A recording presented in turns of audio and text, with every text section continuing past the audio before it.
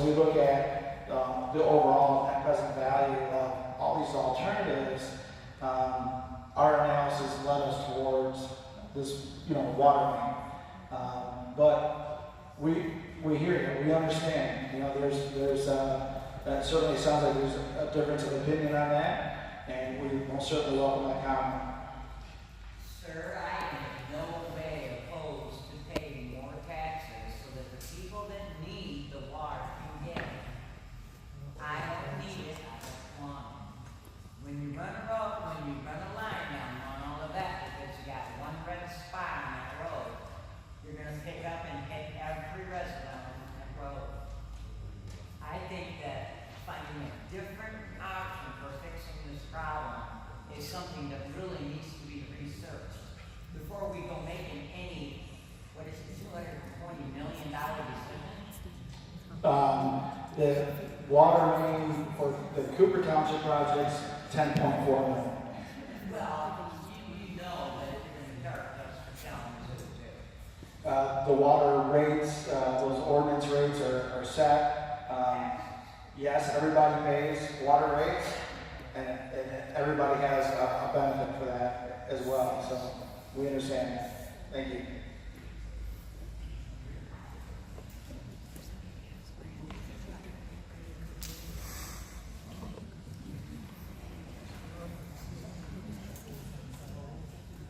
Bruce Schultz, 527 Glendale Boulevard. The Glendale Water Line project does not describe any help that will be given for the lines that are led from the main into the houses. Could you address that? Yeah, thank you. So every home or street in Parchment will be undergoing a lead service line replacement this summer, and that's in 2019.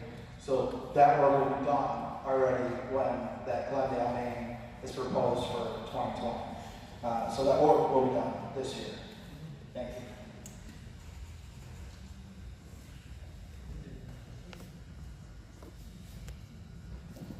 Thank you. My name is Deb Buckholtz. I'm here on behalf of my father, Roger Buckholtz, who lives at 5620 Plato. Neighbors. And I have to understand, Cooper Township, we live in the township partly because we have a natural distrust of government, and I've been a part of government myself, and I still get it. So, my question is more about the funding mechanism and the DWRF application. So, it appears this application will be one application with 4 components to it, rather than 4 separate applications. And I understand that whenever there's a prioritization or ranking, we never know how we're going to fall and what money will be there and that kind of thing. But we must have a sense of what criteria are used. And it would seem to me, is it a better option to have those 4 go in as separate projects because their prioritization may be different, PFAS versus lead lines versus other kind of regular maintenance? Or does that all take into account as a part of the prioritization process? And the only other question then is, if they were separate though, and they weren't to get ranked very highly, so that maybe for the forgiveness of the principal, could it then be withdrawn? Again, it seems that this is a request for funding mechanism, so I wonder if it's not ranked and turns out to maybe not be as beneficial as was originally thought, is there a possibility for stopping the project at that point? So great questions, and thanks for coming out tonight. So first of all, that doesn't change the ranking whether these projects are submitted as, say, 4 separate DWRF applications or if they're all lumped together. That doesn't change where something would shake out. In a lot of utilities, such as Kalamazoo, when we apply for DWRF, we're basically saying, look, these are the projects that we need help with because of funding, and ultimately we have already set a 5-year CIP and funding program, and that if we backed up to July of last year, these weren't really thought of quite yet. So that's really kind of that impetus for that funding. Now, a plan can be edited So we could submit a DWRF plan that did not include Cooper Township, and we could pull that out completely and, submit that as, the revised. Now, we have until May 1st to do that. When the city commission votes on the 14th, they have the opportunity to amend what they're voting for. They could structure that resolution to submit for the Kalamazoo lead, the Glendale main, and I think there's 3 projects there, not 4. And they could omit Cooper and say we're not going to apply for that. So that when we apply, we've already submitted our draft plan, which had those items in it, but then our final plan would have Cooper out. And so that is an option.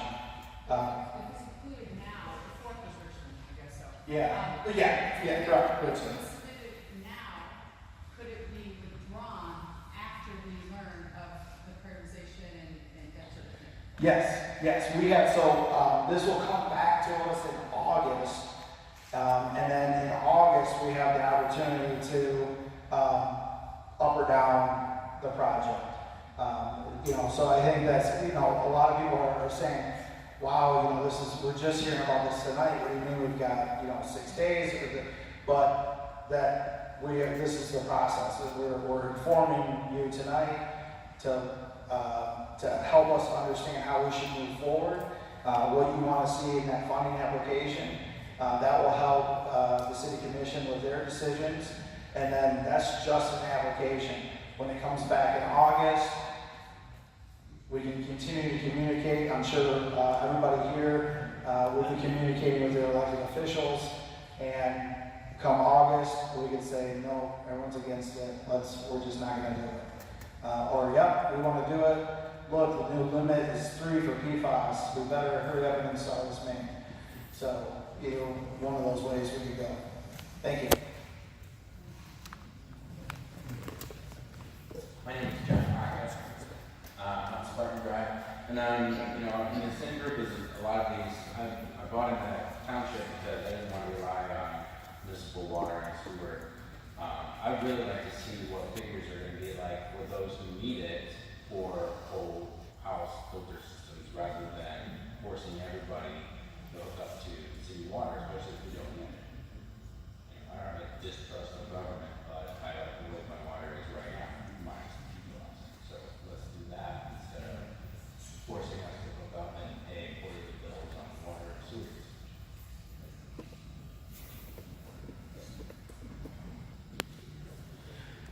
Yeah, and I'm just kind of shaking my head because I hear you. My role in this is a public utility provider, and this is what I have to provide.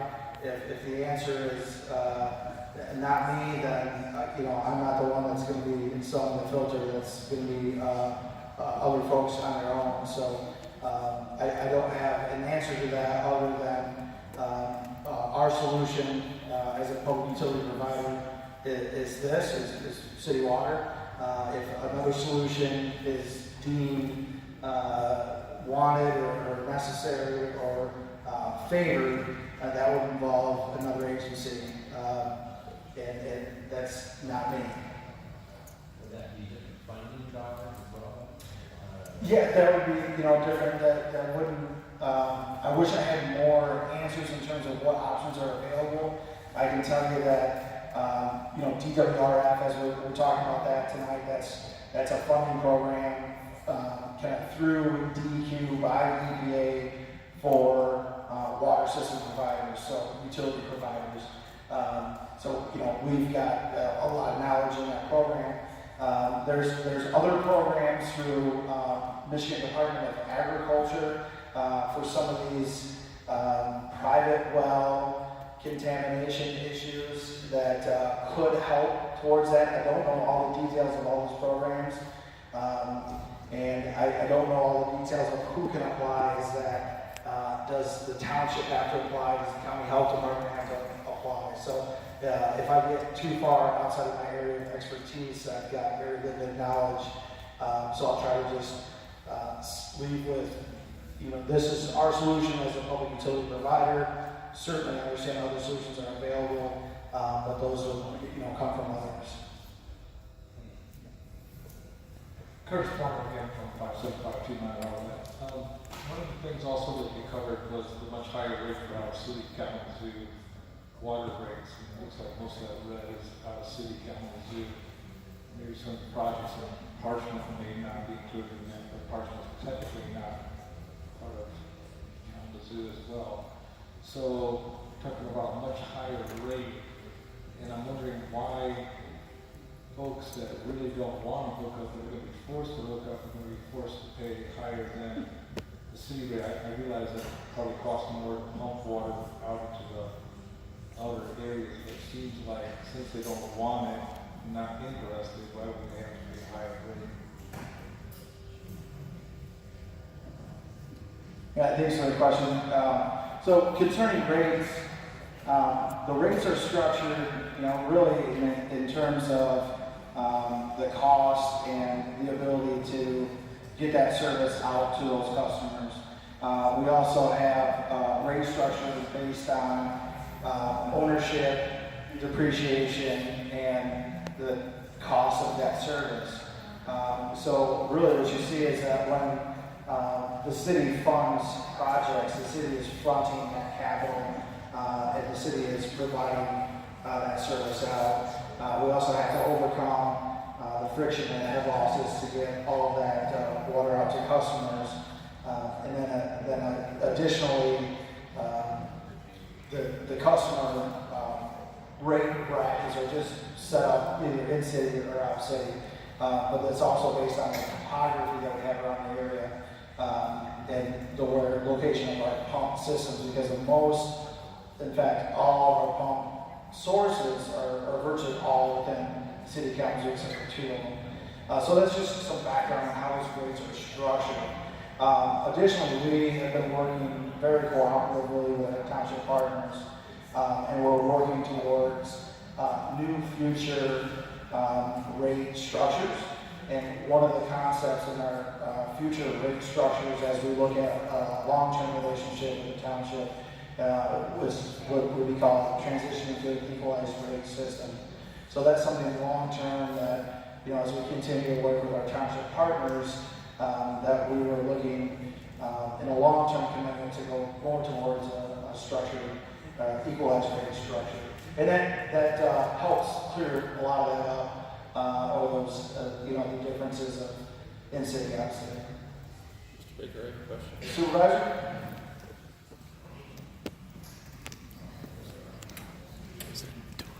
I'm sure you all know, I've been hearing a lot tonight about force this, force that. It's my understanding, and I want James to tell me if I'm wrong, we're trying to provide a resource to people that if they want clean water and not worry about their well, if they've had contamination, you can't just put it the one house on the street or the other, it's got to go by you. With this program, if you hook up when it comes through, all you do is have a water bill. If you don't want to hook up, you can hook up at a later date. But there'll be a cost to it. I'm not sure what that cost would be. But right now, it's free to you, and it'll be paid in rates. It's not going to cost you an assessment, is what I'm trying to say. So just because a water main goes in front of your house doesn't mean you're by law have to hook into that. So I wanted to make that as clear as I could. Yes, sir. I understand Cooper Township has an ordinance if that were to take place. If there's any problem with the well, you have to hook up in the city. That's not totally true. If your well fails, you can replace the pump, you can replace the screen, and but you're right. If you're within, I believe it's 200 feet and your well fails, yes, and I believe that's a county recommendation as well, or ordinance as well, yes. I just wanted to clarify that because I've heard a lot of people saying I'm going to be forced to do this. No, you're not, but we want to have it available to you when and if you need it. Thank you. Thank you, Supervisor. Question in the back?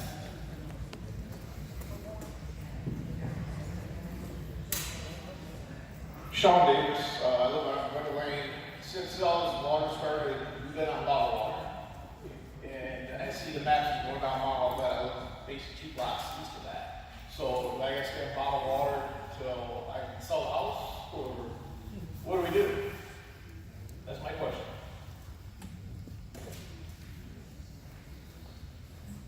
So I'm looking around for some assistance from the county here on that question. So I'm bottled water now, PFAS contamination, and is the red pipe by your house? Right. He's east of the affected area. He's east of it, okay. It's off a little bit. Let me pull a map. So if we look at the map, are you in that area? No, it's 2 blocks. We've been on rent since all this started last year. I get my water from Gordon in 5 minutes. My well has been tested. I don't know if they're gonna test it, say, okay, you can drink. Okay, I'll let Vern answer this question here. So that's a good question. So, initially at the end of July when this all took place, we really had no idea. And the DEQ, they jumped into action right away to try and find out where the contamination is coming from, and they're still working with the hydrogeological study to find out where the contamination is at, where the plume is traveling. And so we provided filters to all homes that were in what we would call higher risk, or they're in the investigation area. We provide bottled water out of an abundance of caution to those outside of that investigative area, just to make sure. Because again, as you do a study like this, you find new things, and we wanted to make sure that we're coming back to residents, 6 months after and say, oh, by the way, you shouldn't have been drinking your water. So we put you on bottled water until the hydrogeological study is done and confirms that you either need a filter or need municipal water extension, or you should have confidence in your well because their contamination didn't make it that far, and it's not going to. Okay, where would that well? I've got nothing saying that the water's going to drink. That hydrogeological study is going to, when that's published, and I'm looking at DEQ, is going to be able to offer all of that information of, again, where that plume is, where it's going, and if you're upgrading or downgrading from the contamination. So you're outside of the investigative area, but bottled water was given to you just so we can make sure. So you're saying I can drink the water, or I can't drink the water? We want you to hold off. We want you to hold off until the hydrogeological study is done, until those results are communicated to you. And we will be talking to DEQ, to all homeowners especially that are outside of that investigative area, to say, yes, you should have confidence in your water now. So we'll get some. You want Or me? meeting, or get some in the mail? or- Yeah, you're definitely going to talk to you. Okay. How long will this take before we get any information? Nate, do you want to address how long until you get the information from the hydrogeo? Yeah, so like I said before, the first report that we'll get back from Georgia Pacific hopefully will come in at the end of this month. At that time, then we'll work on the next phases of the project and where we have to fill in gaps, if there's any more additional investigation activities, well locations that we need to install. So we'll have some data here at the end of this month. We'll kind of know a little bit better picture, but we're not going to probably be completely done with the hydrogeo investigation. It could be another 6 months, a year. It all depends on what we find, and it will kind of be driven by what we're finding. So everybody that got the letter for today will get this letter next month? I don't know if the letter will go out next month. I mean, we'll work with the local health department, and we'll let them know kind of what we're getting from Georgia Pacific, what we're planning on doing. At that time, determination will be made on if you guys will get letters saying people can go back to drinking their water. That'll be a decision that we'll all discuss together. Okay, can I get something clarified? I live on the corner of Plato and Tanda, and I was told when I called Cooper Township office, that we wouldn't have to hook up to it unless we wanted to, but we would be charged at that time if we had to, if our well goes bad.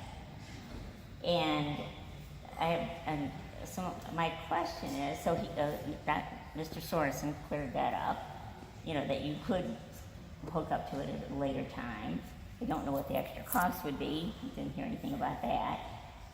But because you're putting the system in, would we be charged a monthly rate even though we didn't get signed up for it? And then, I can't remember what my third part of the question was, but everything's a little foggy on how things are going to work and not work on, whether we need to hook up, don't hook up. I mean, got to the very end that we found out we didn't have to be hooked up if we thought the well was good, and we won't get clarification for at least a month, maybe longer, whether our wells are good. Because I heard the water tastes really bad. The water tastes really bad from the city of Kalamazoo. My neighbor's daughter has that water, and I'm really not looking forward to tasting it. That's the end. Well, they go, the water gonna go down on all of it, like, yeah, I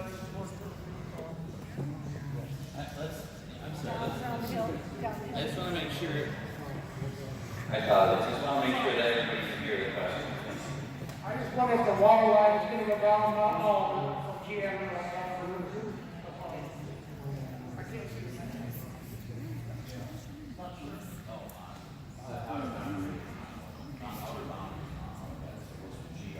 Yes. Yes. So, let's see. Is that, Yes. so that red line there is not all of that. And that goes from G to river. So that is a yes for that. Correct, yeah, G Avenue is the bottom of the plane there. Did you say that Monada Is that is proposed to get water in. From G to Mount Olivet. From G to river. Yeah.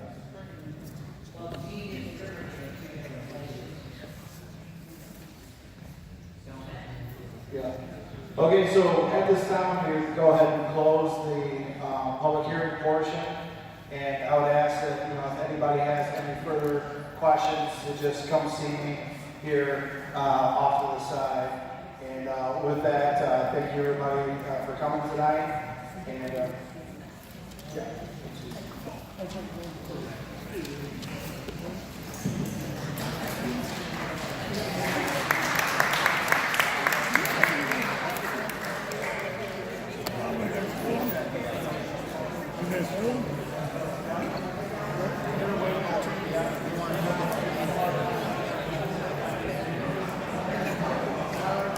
Question was asked, do we have to go to